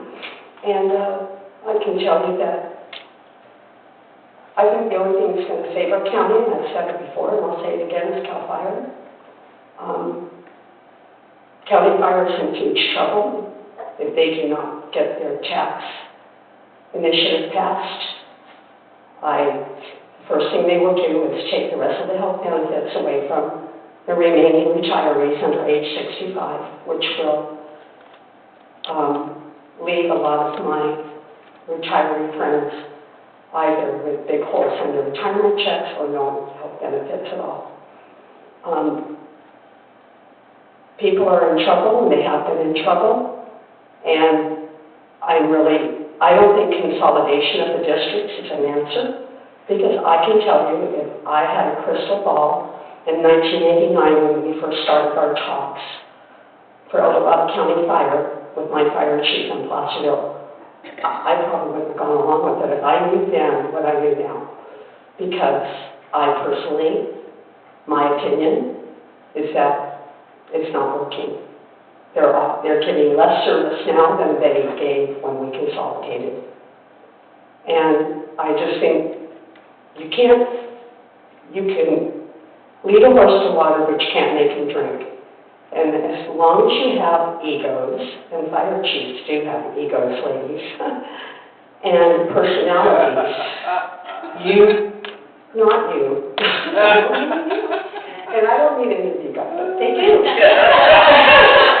But when fire chiefs, the guy with the white hat wants to be the leader and they don't want to step down. And I can tell you that county fire, and I know this from the union president, is not at all on board with this plan, which kind of amazes me, because everybody needs to come together in this county and work together. But I hope the direction the county is going in is for this county to go to Schedule A, because it's the only thing that's going to save this county and the fire service. And I do know what I'm talking about. Thank you, Barbara. Is there anybody else who would like to make a comment on this issue? Okay, moving back to board with any kind of discussion. So, I have a comment, I think I spoke to the general manager about this. I understand the representation with the general manager and the board president, but I think that there should be a representative on the team from the fire committee. I think that the fire committee chair or the assistant chair, no matter what year we're in or wherever this is going to be, they're the one to know what's going on locally. They get advised as to what's happening within the district at the meetings by the fire chief, the assistant fire chief, or the battalion chief, or the fire marshal. And I just think that one more person should be added to that, the team that is notified, and that there be a fire committee representative at the table. Okay, is there any other comments? I think Holly has a point there, since the fire committee is dealing with directly with our fire department. I would support any type of flexible language there that a board member, any board member, not specifically the president, attend. So, one of the thought processes here was, just so you know, in the choosing the president, was that this could be years in the making, is this correct? Right. So, that would be the most stable position to follow through with going to the committee. I think. And that makes sense, as a representative to the county, Right. but I just think fire committee representative should be included. And again, this could be 10 years from now. Right. So, I mean, and hopefully it's not 10 years, that would be not good, but, we could certainly do also an alternative. You want to be able to make sure that the people who are going to the committee meeting is stable, you know, so you have somebody there, so it's not any kind of confusion factor. But if we wanted to do an alternative, so. Yeah, if the president Or the is not general available to manager. go, or the general manager is not available to go, Yeah. you want at least a couple of representatives. So we could use the chair of the fire committee. Yeah, no matter who that is. But since we have a convention, we're using recently a convention of rolling our committee members, I'm thinking it might be better just to have it kind of like a LAFCO, you know, a board member go and represent it, not necessarily say the title. It could be fire committee chair, but it just needs to be a board member, just to have it more flexible. And in that case, if the fire committee chair rolls off, but we still want that person to go and represent our district, we have that opportunity, we wouldn't have our hands tied. So how would you determine that for each meeting? Who would go and how would that be? Oh, I'm thinking it'd be like we just appoint somebody from the board for that year, kind of like our LAFCO representative. So, Why not just the board president? Yeah, I mean, the board president, my thought on it was that the board president can be busy, the general manager could be busy, fire committee chair. Yes, So if you had a choice of at least the board president and the general manager and the fire committee chair, you would have stability throughout, no matter what the changes are. You've got board members being in their seats for 4 years. So to me, there's that stability there. how would you word that language? Well, I think, pull up the resolution here. I'm sorry, and the fire chairs added. Yeah, what we can do is, so, support appoints the board president to represent the district at meetings, appoints, we could add in, appoints an alternate as the chair of the fire committee, and supported by the fire chief and general manager. So you would just add that to the second bullet, that there is, and we'll add language that adds an alternate as the chair of the fire committee. So appoint the board president to represent the district meeting and An alternate, or And the fire, additionally, the fire committee chair will serve as the alternate to the board president.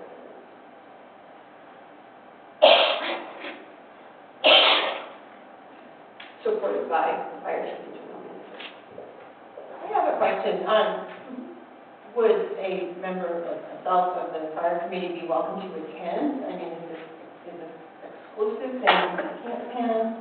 Not really public meetings, they're kind of working meetings. Space was an issue at the last meeting we were at. So I think we probably have taken on a case-by-case basis. Yeah, I think their plan is, a little bit more room than they had last time, but, as long as you're cautious of the Brown Act, you can do that. Like, there were actually 3 board of supervisors there, but only 2 participated. One sat silent in the back and didn't engage, so he didn't chance the Brown Act. I think that you would be allowed to do that. Yeah, I'm not looking for this to be an alternate. I think the fire committee chair should be represented. So, and I think that this is going to be a long process. And some of the meetings are public meetings, like the LAFCO meeting was a public meeting. And they will, as such. So these meetings are recorded, right? No, not necessarily.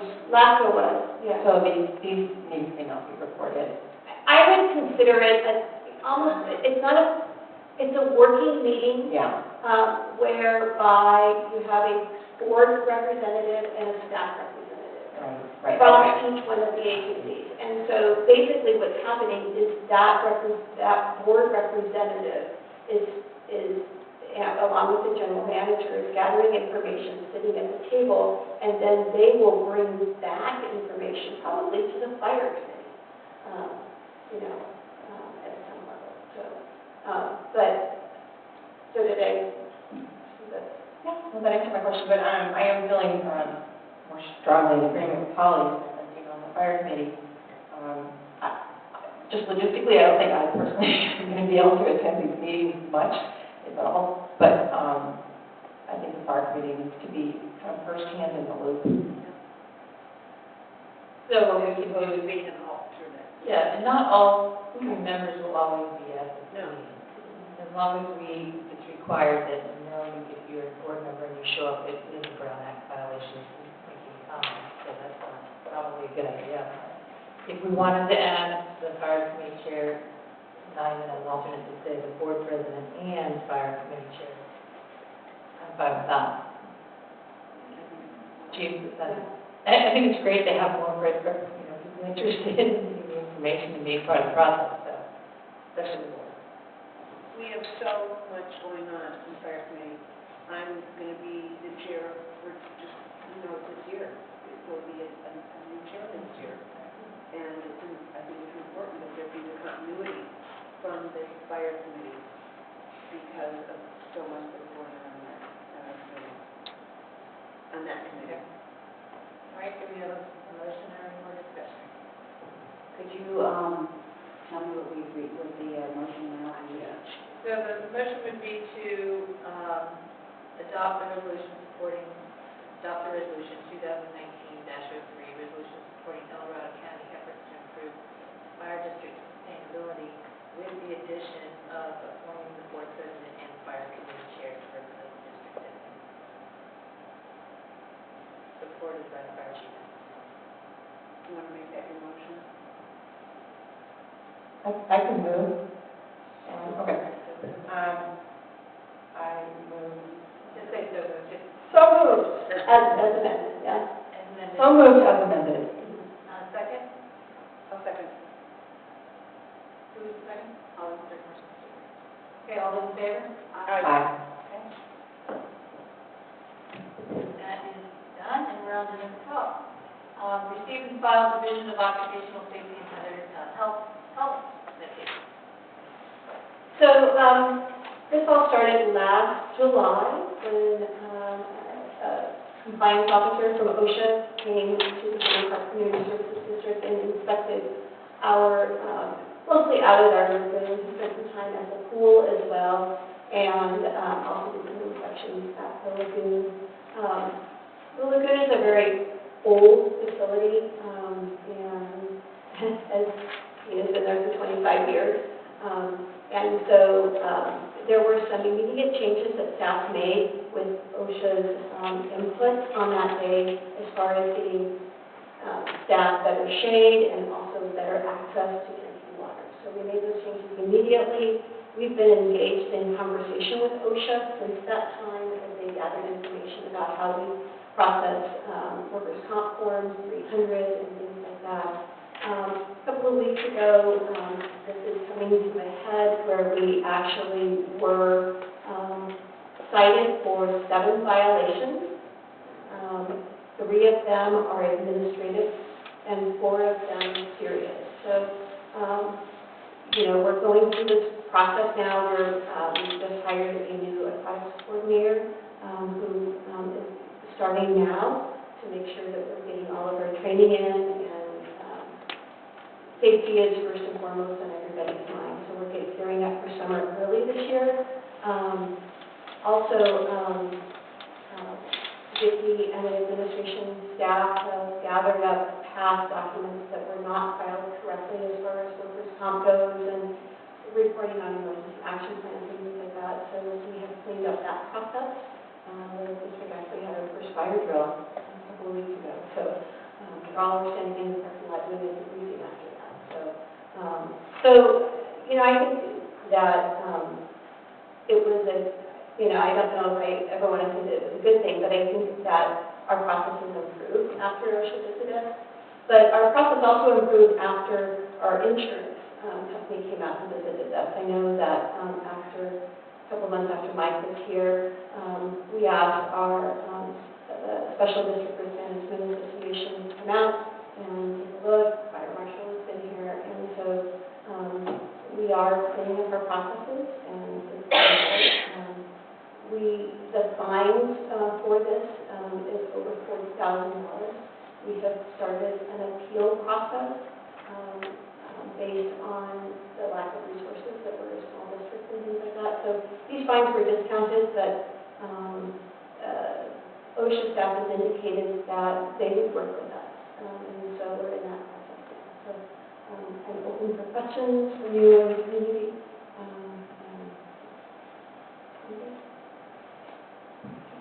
Director Scobie? So these fines, which we hope will be mitigated, would those show up then in our next year's budget, or would they be paid in this year? It's a process. It's going to take a few weeks to a couple of months before they decide. We don't have a budget appropriation to pay that, so we would have to come back to the board with a budget appropriation, whether it's in next year's budget or if it's outside of the budget process. So, I think an important question is, we have addressed the concern, and what changes will be made for this next summer program? We actually, as far as on-the-ground changes, we actually already made the changes last year. Yeah. We put up it was pretty easy changes to make. We put up a pop-up canopy and some tables, and chairs that were comfortable, and there's a staff break area.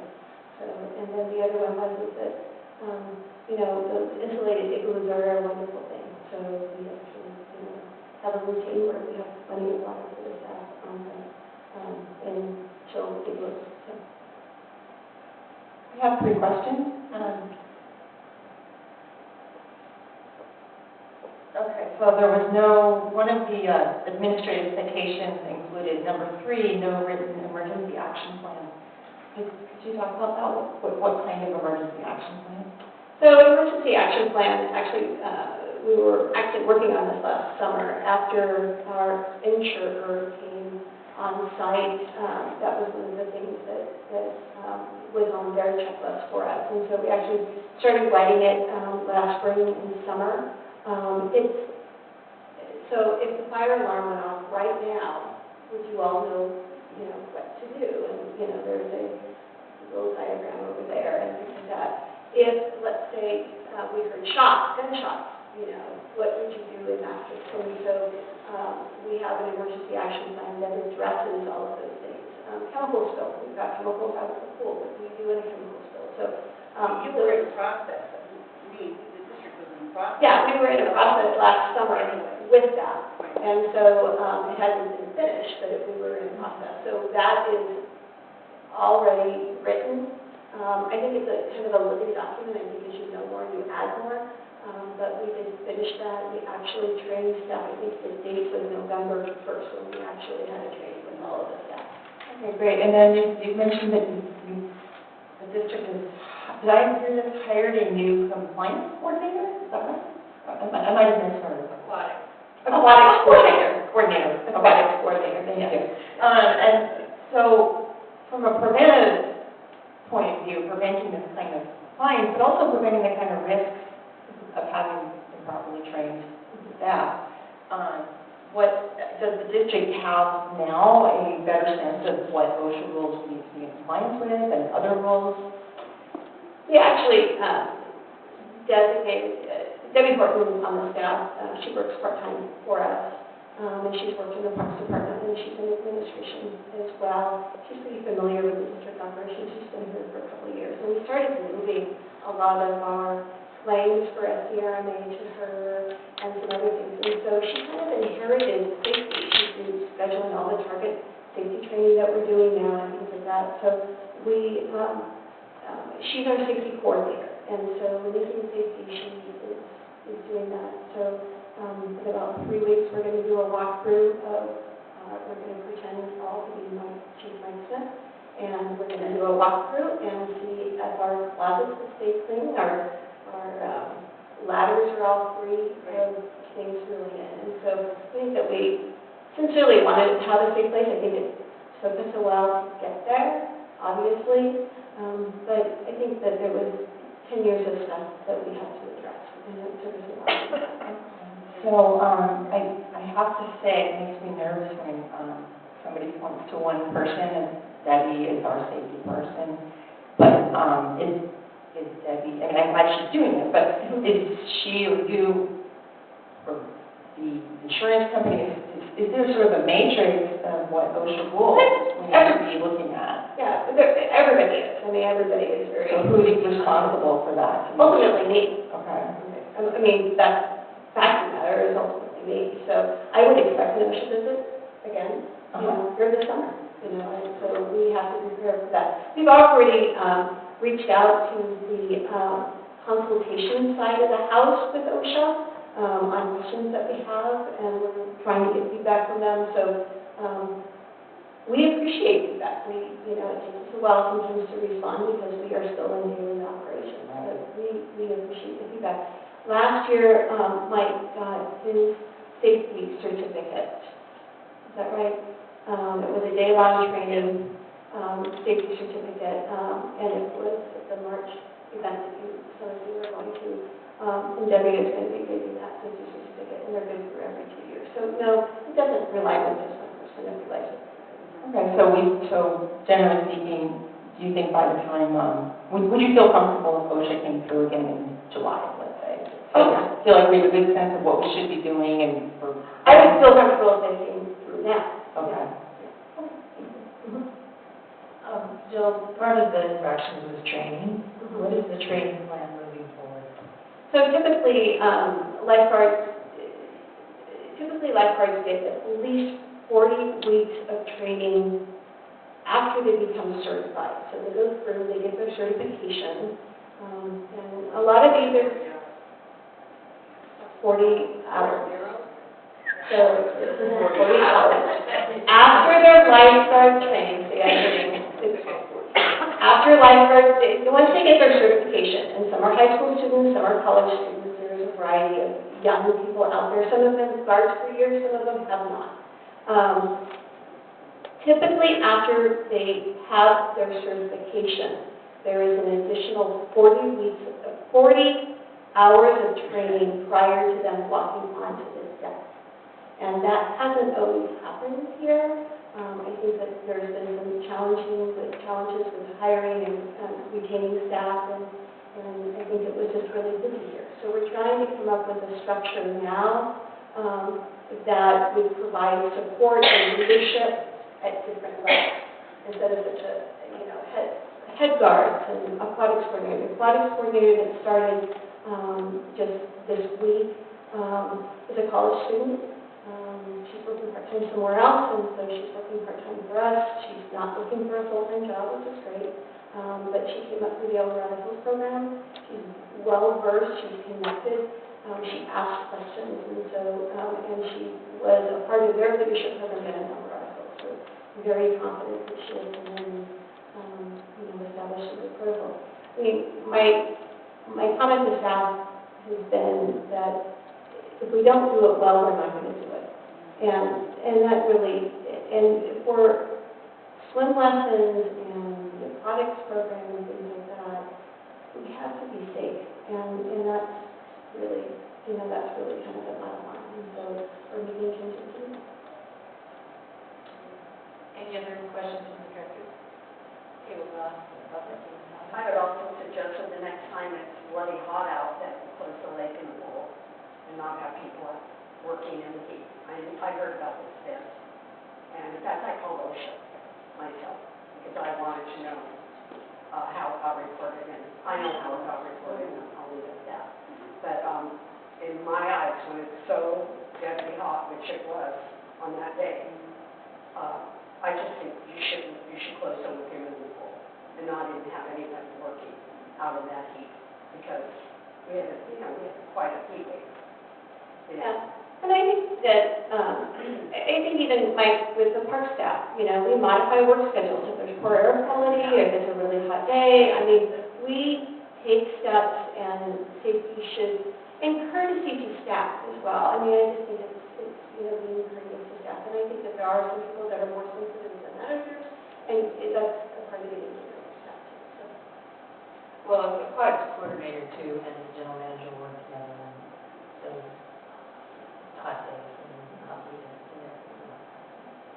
Is there anybody else who has speak on this topic? Okay, any more discussion? Moving forward to Susan Bob. I would just like to say, I'd like to see the training plan at some sort that is brought to this board, or the budget admin and move forward in the committee report. So we would see a training plan that you have. The Parks and Rec. Okay, Parks and Rec is fine. So I know this has been very stressful, staff, a lot of work, a lot of changes. Again, I think it was,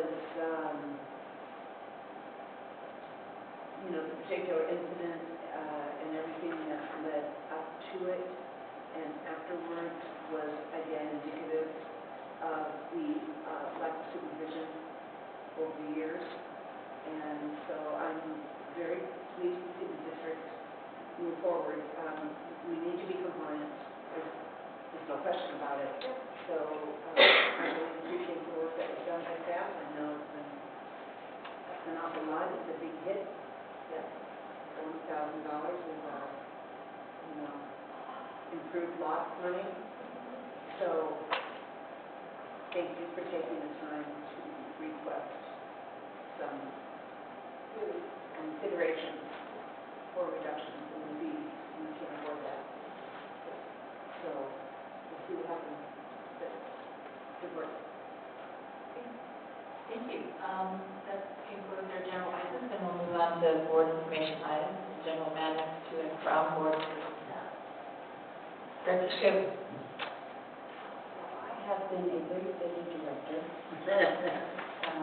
I attended the Board of Supervisors meeting, and I attended the board meeting, just to educate myself more about other public meetings. I did not stay for all of them, but I did go and stay for about an hour, and then they went into closed session, which is kind of interesting, because they go into closed session, and they go into open session, and they go into closed session, and then open session, which we don't do that. But they also had, at the front, they did not have copies. They did not incur the cost of having copies at the desk the 2 board meetings I went to, I have not done. I'm going to go to one a month is my goal. But they just have a package of there that the public had to share, which I thought was interesting. And it works. I mean, nobody was using it when I looked at it, so it works for me. I also went to the recycle workshop at EIB and met with 2 board supervisors as well. And I'll have more in a bit. Director Wooten? Well, it's been fairly quiet. I've had a few phone calls, and I believe one of them has already been handled. I spoke to tonight, and other than that, it's been pretty calm so far. We will see what we will see, because I have a funny feeling